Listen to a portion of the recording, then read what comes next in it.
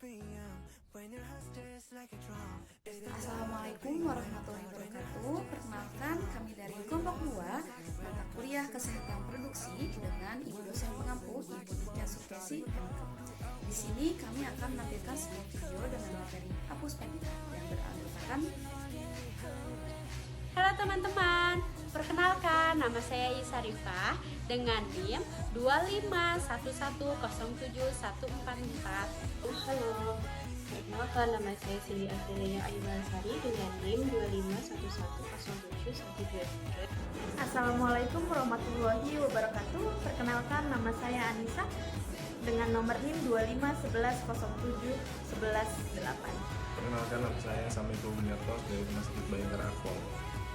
Saya Nali Rahmawati Agustin dengan NIM 251107168 dari 1. Saya Galih Kurniawan dari Puskesmas Candilema, Kota Semarang. Perkenalkan, nama saya Sri Wahyuni dengan NIM 251107199 dari kelas RPLA tahun 2025. Nah, apus vagina juga dikenal sebagai pap smear atau tes pap. Adalah prosedur medis yang digunakan untuk mengumpulkan sel-sel dari leher rahim atau serviks seorang wanita untuk diperiksa di bawah mikroskop. Tujuan utama dari tes ini adalah untuk mendeteksi adanya perubahan sel yang bisa menunjukkan infeksi, peradangan, atau kelainan seperti sel prakanker atau terjadi sebelum kanker atau kanker serviks. Nah, di sini saya akan menjelaskan beberapa hasil-hasil lab setelah dilakukannya pap smear atau apus vagina. Yang pertama itu adalah normal, yaitu tidak ditemukan sel-sel abnormal. Sel-sel dari rahim itu tampak sehat. Lalu selanjutnya itu adalah infeksi atau peradangan. Tadi saya sebutkan ya teman-teman ya, adanya infeksi dan peradangan. Nah, itu tuh seperti adanya bakteri jamur candida atau seperti parasit. Parasitnya itu adalah Trichomonas vaginalis. Lalu selanjutnya itu ada perubahan sel yang ringan atau bisa kita sebut adalah atypical squamous cells of undetermined significance atau kita sebut ASCUS. Itu adalah sel-sel squamosa abnormal yang tidak jelas apakah perubahan ini disebabkan oleh infeksi, peradangan atau kondisi lain. Lalu selanjutnya itu adalah lesi intraepithelial squamosa. Selanjutnya itu adalah atypical glandular cells atau ATC. Yaitu adalah sel-sel kelenjar abnormal yang mungkin menunjukkan adanya kondisi kanker atau kanker di leher rahim. Lalu selama prosedur ini, seorang dokter itu ataupun perawat akan menggunakan alat yang disebut spekulum untuk membuka dinding vagina dan melihat serviks. Kemudian mereka akan menggunakan sikat kecil atau spatula untuk mengumpulkan sampel sel dari permukaan serviks. Sampel ini kemudian dikirim ke laboratorium untuk dianalisis. Nah, yang dimaksud itu apa? Sikat kecil. Yang dimaksud itu adalah kita memegang stick lalu dibaluti oleh kapas, lalu kapas itu akan masuk ke leher rahim lalu mengambil sampel yang ada pada leher rahim tersebut yang takut diindikasikan adanya resiko infeksi ataupun peradangan. Lalu selanjutnya itu adalah indikasi apus vagina. Pap smear biasanya dilakukan setiap 3 tahun sekali untuk wanita berusia 21 tahun sampai 65 tahun. Keputusan untuk melakukan pap smear itu di luar jadwal rutin sesuai berdasarkan riwayat medis dan faktor risiko individu. Yang satu itu adalah investigasi gejala abnormal. Itu agar mengetahuinya adanya gangguan atau gejala setelah masa kehamilan ataupun setelah lahir. Lalu yang kedua itu adalah screening kanker serviks. Itu adalah pengecekan yang ditakutkan adanya kanker serviks. Yang ketiga itu adalah mendeteksi infeksi atau peradangan. Yaitu apus vagina adalah tindakan dini yang dilakukan untuk mendeteksi adanya infeksi ataupun peradangan. Selanjutnya itu adalah kontraindikasi apus vagina. Kontraindikasi untuk pemeriksaan apus vagina itu mencakup kondisi atau situasi yang dapat mempengaruhi hasil pemeriksaan atau menyebabkan ketidaknyamanan dan risiko tambahan bagi pasien. Satu, yang tidak dibolehkan apus vagina itu adalah ketika pasien menstruasi. Yang kedua itu adalah infeksi akut pada vagina atau serviks.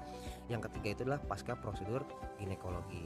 Nah teman-teman, selanjutnya saya akan menunjukkan sebuah video di mana itu menunjukkan bagaimana dilakukannya apus vagina ataupun pap smear. Selamat menonton.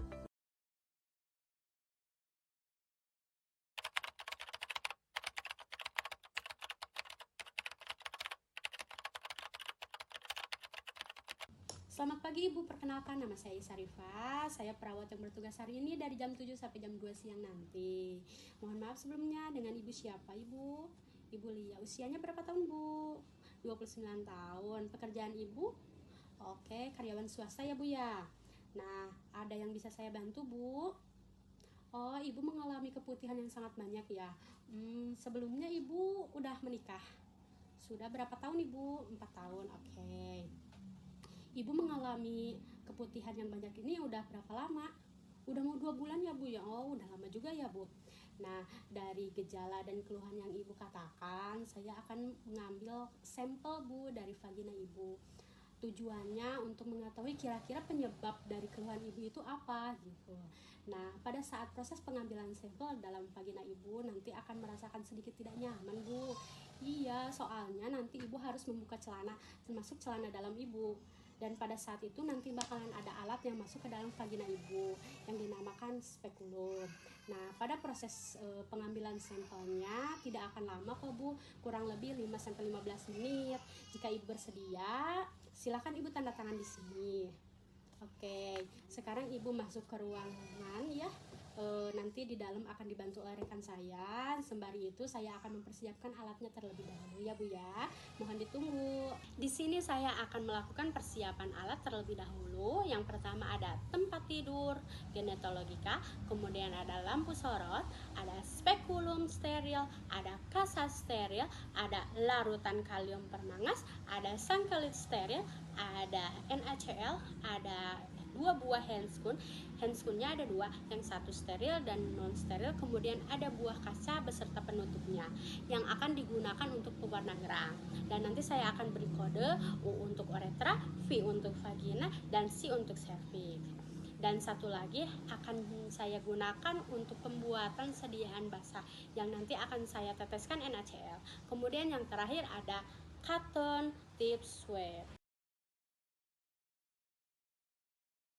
Baik, selanjutnya saya akan melakukan cuci tangan secara prosedural 6 langkah terlebih dahulu.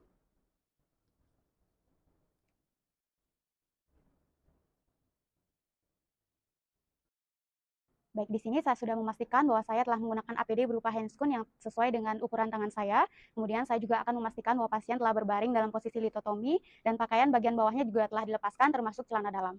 Kemudian saya akan memastikan bahwa saya telah berdiri tepat di hadapan pasien. Kemudian saya akan membersihkan area vulva dari pasien terlebih dahulu dengan menggunakan kasa steril yang telah dibasahi dengan larutan permanganas. Baik, berikutnya saya akan menenangkan pasien. Baik Ibu, karena selanjutnya kita akan memasukkan spekulum, Ibu bisa berbaring dengan tenang, rileks saja, supaya spekulumnya mudah untuk masuk Bu ya.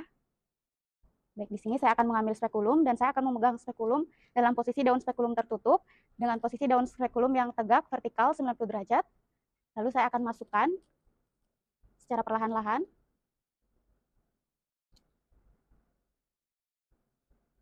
Dan di sini saya akan memastikan bahwa daun spekulum telah masuk sepenuhnya ke dalam vagina pasien.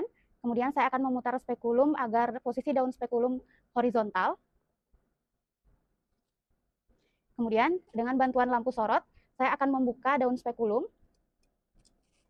Dan di sini saya akan mencari posisi dari serviks pasien.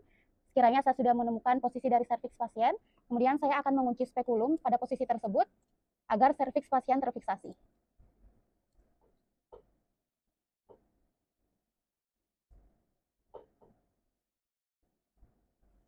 Baik, sekiranya sudah, kemudian saya akan membersihkan serviks pasien dari duh tubuh dengan menggunakan kasa steril.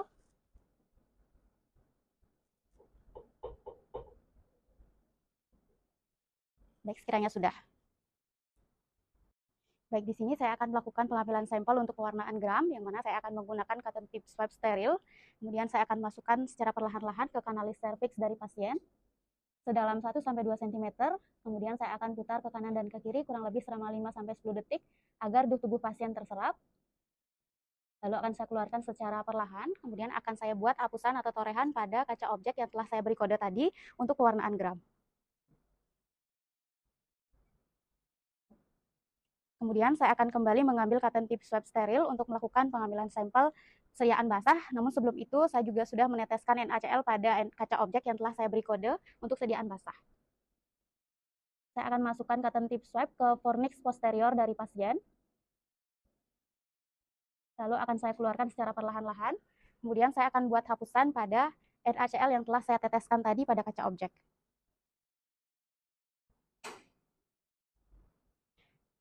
Kemudian saya akan mengambil cotton tip swab steril kembali, lalu saya akan melakukan pengambilan spesimen untuk loose cell. Kemudian akan saya masukkan ke vagina pasien, dan di sini saya akan melakukan hapusan atau olesan pada dinding vagina pasien. Lalu saya akan keluarkan secara perlahan, dan saya akan membuat hapusan pada kaca objek yang telah diberi kode untuk pewarnaan gram. Baik, sekiranya sudah, untuk pengambilan sampel sudah selesai dilakukan, saya akan melepaskan kunci dari spekulum. Dan di sini saya akan memastikan bahwa daun spekulum dalam posisi tertutup. Kemudian saya akan memutar spekulum hingga daun spekulum berada dalam posisi tegak horizontal 90 derajat. Lalu saya akan keluarkan secara perlahan.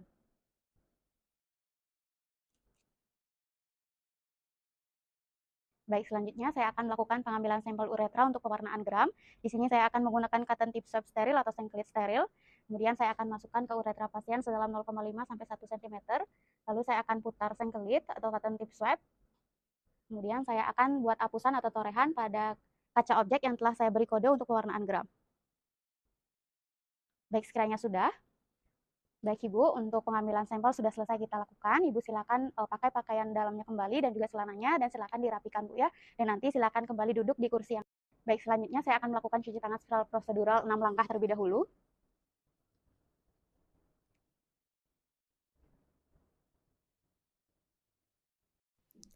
Jadi, kesimpulannya, hapusan vagina adalah metode pemeriksaan untuk menganalisis sel-sel pada lendir vagina guna mengevaluasi kesehatan organ reproduksi wanita. Pemeriksaan ini sering disebut juga dengan vaginal swab, penting untuk mengetahui kondisi vagina, mendeteksi bakteri atau jamur, peradangan atau vaginismus pada vagina, dan memantau perubahan seluler yang mungkin berkaitan dengan infeksi atau masalah kesehatan lainnya. Tujuan utama dari pemeriksaan ini adalah untuk menilai kesehatan vagina dengan mengamati komposisi sel epitelnya. Prosedur pemeriksaan ini berupa pengambilan sampel lendir sari vagina kemudian dianalisis di bawah mikroskop untuk mengidentifikasi jenis dan jumlah sel. Manfaat pemeriksaan apun vagina ini merupakan metode yang relatif mudah dan cepat untuk pemeriksaan kondisi kesehatan vagina, apakah bebas dari bakteri atau tidak.